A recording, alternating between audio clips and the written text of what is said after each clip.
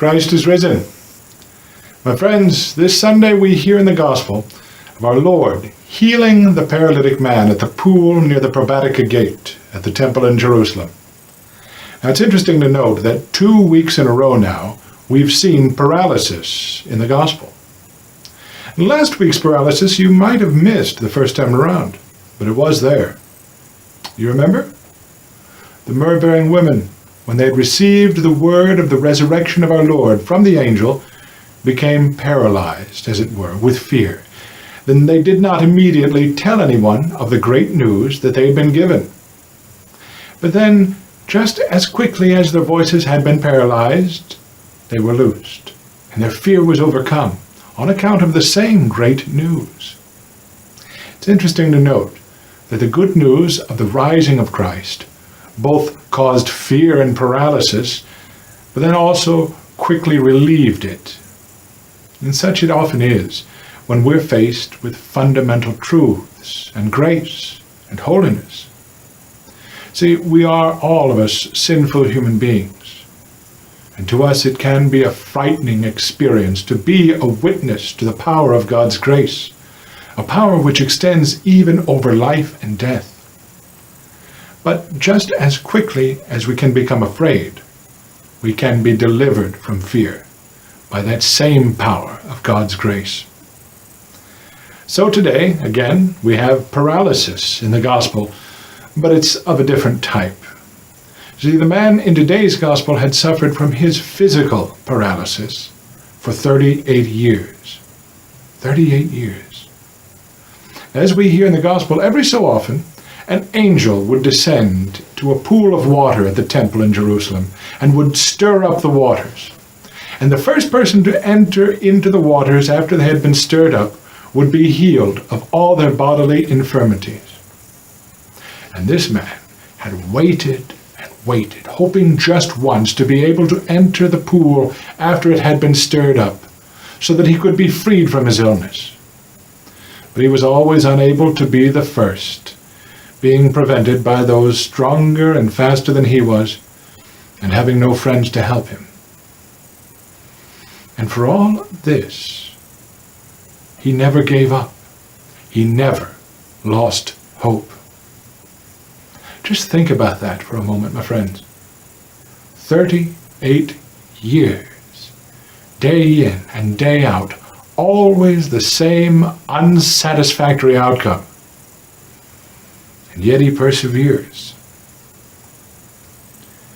Ourselves, how easily are we discouraged?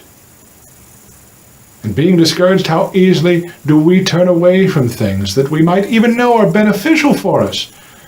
And we turn away simply because they require our patience in the meantime. Now our Lord, in the Gospel, coming upon this man, he asks the man if he wished to be healed. And we might say to ourselves, hearing this, well, of course a sick man would want to be healed. Why would this even be a question?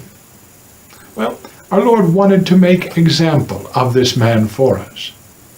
So this man, weak in body as he may have been, was nevertheless strong, heroically strong even, in his patience. After 38 years of hoping every day, and 38 years of his hopes being dashed, his desire for healing was not diminished. It was not abandoned. He showed genuine courage, and he held on to hope, even in defeat after defeat. I think we could all learn a lesson from him. And our Lord then said to him, "Arise, take up thy bed and walk." And immediately the man was made whole, and he took up his bed and walked. See, my dear friends, with the voice of the Lord alone was the man healed. And this is the power of the Word, of the eternal Word himself.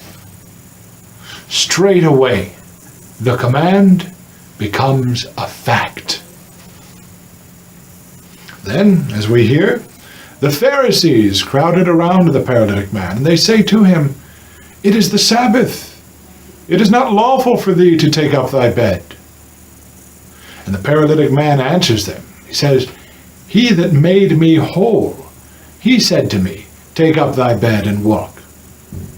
They asked him therefore, Who is that man who said to thee, Take up thy bed and walk? But he who was healed knew not who it was, for Jesus went aside from the multitude, standing in the place. Note, my friends, that the Pharisees did not ask him, Who was it that made you well? Who is it that has healed you? But rather, they ask, Who was it that told thee to take up thy bed? See, the Pharisees do not look at the miracle worked. They only want to know who it is that told you to do this on the Sabbath. Their concern wasn't that a great miracle had been wrought by God. Their concern was that someone had transgressed their law. And this spirit, which seeks to place law in the place of God, is still alive and well. And it's easy to get caught up into it.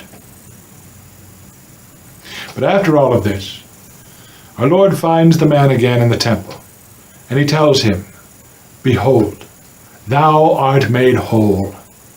Sin no more, lest some worse thing happen to thee.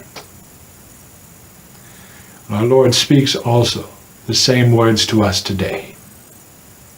Our Lord meets us in the temple of God, which is the church, and he tells each and every one of us that yesterday in sin you were confined to your bed, you were paralyzed, and you had no friends to put you into the pool when the water was stirred up.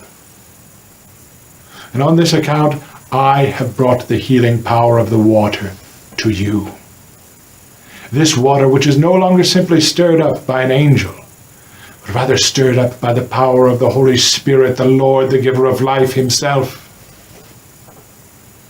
So arise, take up your bed and walk. Walk with the strength which is communicated to us by God.